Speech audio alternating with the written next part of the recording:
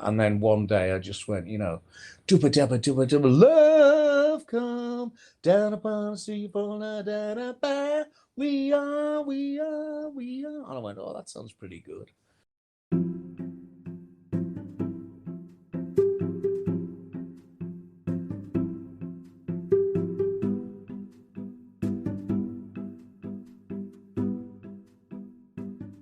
Hello, and welcome to another episode of Live Through That, the companion podcast to my book of the same name, where I look at influential 90s musicians and where they are today.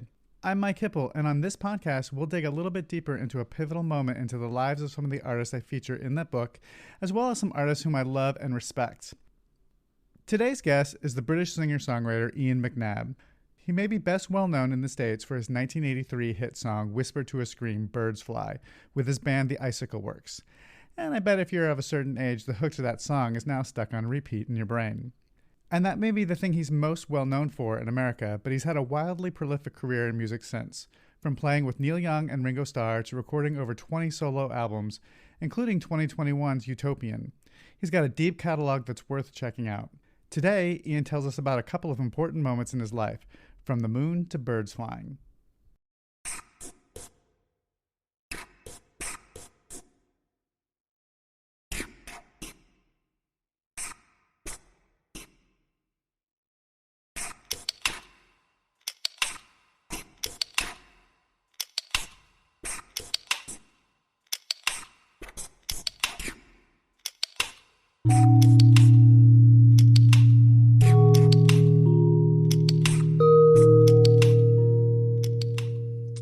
Pivotal moment in my life. There have been several. The first one that I can remember still quite vividly is in July, I've forgotten the date, 1969, when I was sleeping soundly in my bed at about 4 o'clock in the morning. And my dad came up to my room and dragged me out of bed and dragged me downstairs to watch a very scratchy picture of Neil Armstrong landing on the moon. It's one small step for man, one giant leap for mankind. And first of all, I was pretty freaked out because I'd never been up at 4 o'clock in the morning before consciously. Obviously, as a baby, I would have been. And we sat and we watched Neil Armstrong and Buzz Aldrin on this really bad picture on the moon. And that was, I would have been 8 when that happened. And that kind of really got me interested in something, which was the space race, the Apollo program, and all of that stuff. And I became really fascinated with it all. I thought it was pretty incredible. And it to me, as an 8-year-old, obviously kids are very open to anything that's going on around them. And I just thought, well, my future is going to be, like in the when I'm 21 years old or something like that, I'm going to be going to the moon for my holidays and stuff like that. That was a really pivotal moment for me. Of course, none of this came true. So we were kind of sold a dummy there, really. But that's the first one I can remember. And the second one, which has had far more impact on my life in the long term, was I wasn't particularly interested in music up until about the age of 12. Like I say, I was into the space program. I had all the models of the Saturn vehicles and NASA memorabilia and all that kind of stuff. And I was into football, or what you guys call soccer. And that was it for me. And then I was going to school, and music didn't really mean anything to me. And then one evening, and I think it was about 1971 or 1972, I was watching a TV show that we have over here called Top of the Pops, which was a very big program that used to go out at 7:30 on a Thursday night for half an hour. And it would have all the records that were in the top 20, top 30, sometimes top 40. Welcome to Top of the Pops. And this guy came on with long flowing corkscrew hair, playing this electric guitar that was shaped like I've later found out it was a Gibson Flying V that he was playing. And his name was Mark Bolan, and his band was T-Rex.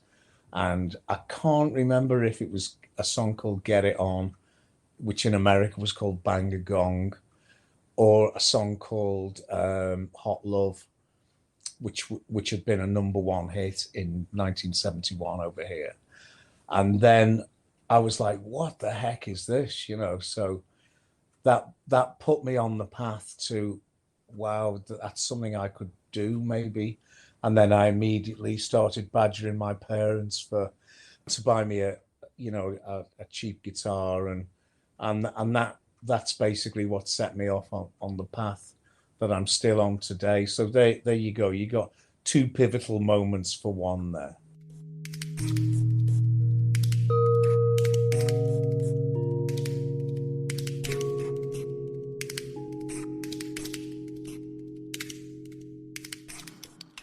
Being so turned on by the achievements of the Apollo program and stuff, obviously that made me interested in doing something along those lines. Everybody wanted to be an astronaut or a footballer at that point. And I was pretty good at school. I was always kind of in the top 5 in my class, and I was attentive and pretty interested in it. And I knew that to do the stuff that I'd seen Neil and Buzz doing, you had to be really smart. You had to be able to fly jet aircraft. You had to be good at mathematics. You had to be good at physics and all of that kind of stuff. But I just wasn't, I was always numerically challenged. It just never sat with me. And as much as I wanted to be great at physics and chemistry and all of those things that were required for that line of work, I just wasn't any damn good at it. So that was a little bit of a worry. And then when the music bug bit me with the aforementioned T-Rex on Top of the Pops, I thought, well, I think that's a lot easier than flying a jet aircraft or a spacecraft. So I got onto my parents and I said, listen, I'm really interested in this. And they were incredibly supportive. I'm an only child, no brothers or sisters. So I didn't have to fight for any space in that regard. And sure enough, they bought me a gut string Spanish acoustic guitar, which was actually pretty good for, every musician always says that the first guitar they had was like a really horrible cheap thing, and you could get your hand underneath the strings. The strings was so far away from the neck of the guitar, which I mean, even as an accomplished players won't be able to play that instrument, and then they foist it on somebody that can't play it at all. It seems like a kind of cruel way to begin. So I had this nylon string acoustic guitar, which was actually quite easy to play. Well, easy once you knew what you were doing. And then, my dad and my mum very much being like, well, if you're going to do this, you're going to do it properly. So they suggested to me that I go for lessons, classical guitar lessons and music theory lessons, because they were very much of the old school belief that, if you're going to be a musician, you've got to learn to read music, and you've got to be able to write music, and you've got to do it all properly. So, by the age of 13, I was going off to music school every Saturday morning and learning theory. And then, a couple of nights a week, I'd go and learn how to play classical guitar, taught by this elderly gentleman called Pierre Bethel. And he was so old. I mean, he must have been 90 odd. He really was this old cat.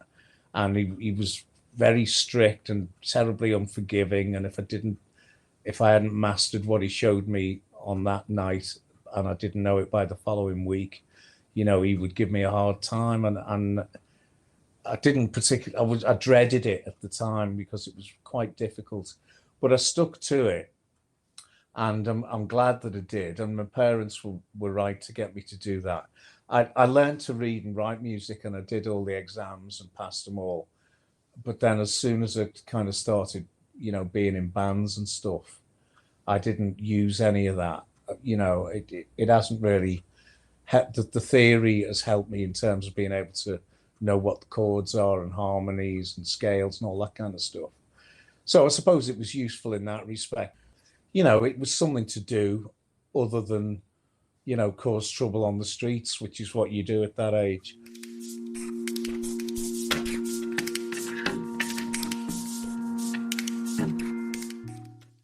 Yeah, well, first of all, after going on from what I just told you about, I started playing in bands that had played working men's club. We called it the cabaret circuit, which basically meant that you wore sort of pretty colourful clothes. It was the 70s, and you played cover songs of the day that were in the charts. So I did that. I was in bands from about 1975 up until 1980. We were doing all that stuff, playing cover versions, learning other people's songs.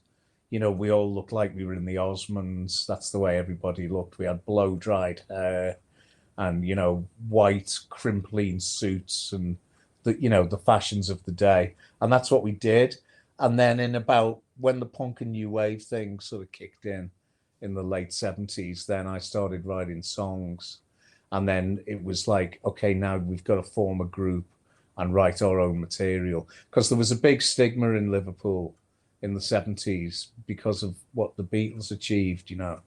It was such a long shadow to stand in that anybody from Liverpool was immediately kind of laughed at for even thinking about playing the original music, because how are you going to compete with the likes of Hey Jude, that kind of thing. And then the punk and new wave thing came along, which was basically where we just, we kicked over all the statues, and a lot of the music that we were listening to by that point was a lot of stuff from America. We were listening to like the likes of the Velvet Underground and Scott Walker, the Doors, Buffalo Springfield, the Byrds. It was a completely different thing from the Beatles. Well, maybe not with regards to the Byrds, but we were looking across the water. We weren't looking inland, And so then I started writing songs, and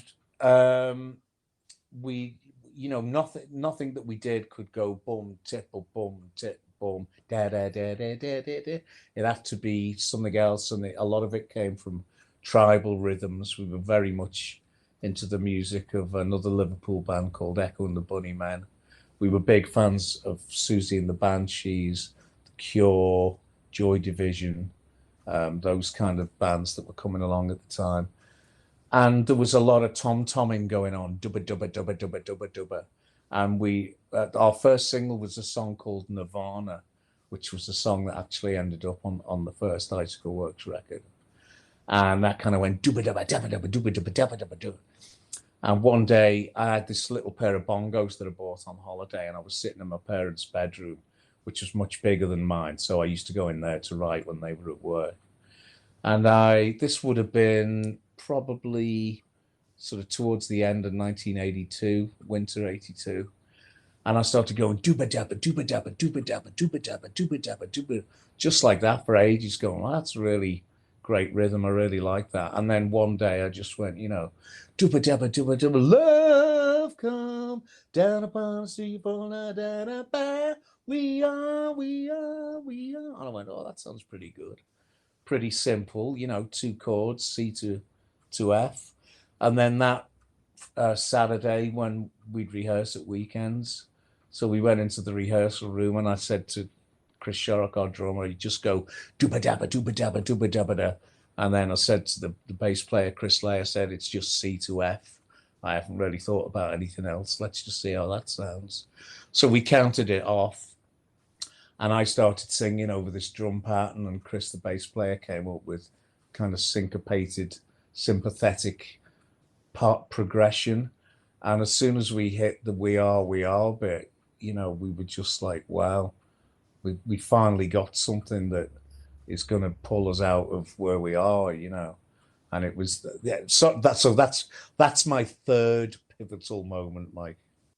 Well, you don't know it's going to be a hit, you know, because I mean, there's so many factors involved in actually having a hit record, as we all know. But sometimes a tune will come along that has got a real immediacy to it. You know, it's like within, I think it was about 25 seconds, we were into the chorus. And I knew it was something special because Chris Sharrock's dad, who used to, you know, we were all really young. I mean, I think Chris Sharrock, the drummer, was still only about 17 round about this time. So his dad would bring him over to rehearsals. And when we'd finished the rehearsal, his dad came in to pick him up. And we were playing that song, and he just stopped at the door. Richard, his name was, Richard Sharrock, no longer with us now, sadly. And his jaw just hit the floor, man. And he went, "That's it, you've done it, you've got it, you've got the song you need. You've written your Satisfaction or your She Loves You or one of those things, you know." And he was so excited that he went out to get his wife, Glenys, who was waiting in the car. And he actually said, "You got to come in and hear this. They've come up with the song that is going to change everything." And we, you know, when something like that happens, you do kind of think, well, maybe this is something. And, you know, here we are, what, 40 odd years later? Well, yeah, it is 40 years later. And as you rightly said, our biggest hit in America, we only really had one hit in America, and it wasn't really an over-the-counter hit. It was very much what they used to call a turntable hit. And in the age of the internet and in the age of nostalgia and so much love for the 80s, the further we get away from the 80s, the more people seem to appreciate how great they were, because it was kind of laughed at for a long time, you know. It was when the fashions looked kind of, you know, hokey, and we look back and we all had, well, I never had any of those fashions. I never had a mullet or any of that. I always wanted to look like I was in, you know, a 60s group. So fortunately, there's not any footage or photographs of me with a mullet or anything like that.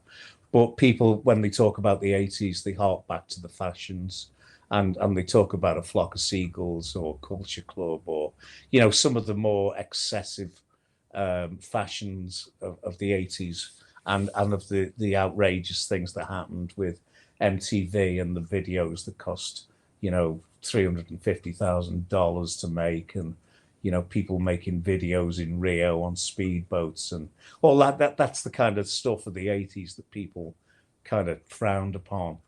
But now it's very clear that there was so much great music made at that time, and Birds Fly has been very kind to the Icicle Works and me, especially from the United States, in terms of the fact that you guys just keep bloody playing the thing all the time.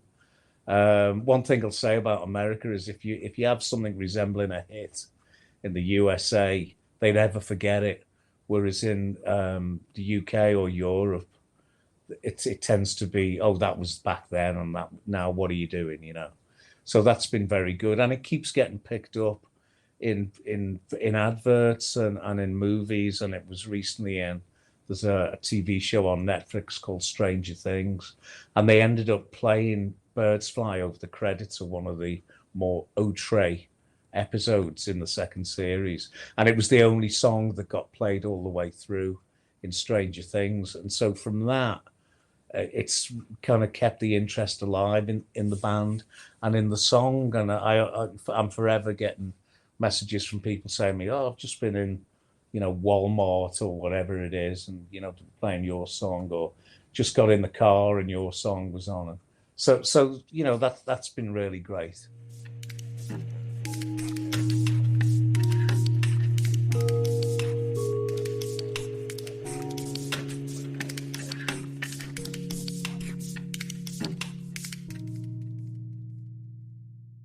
With such a huge stash of music, I wanted to know what some of Ian's personal favorites are from his catalog.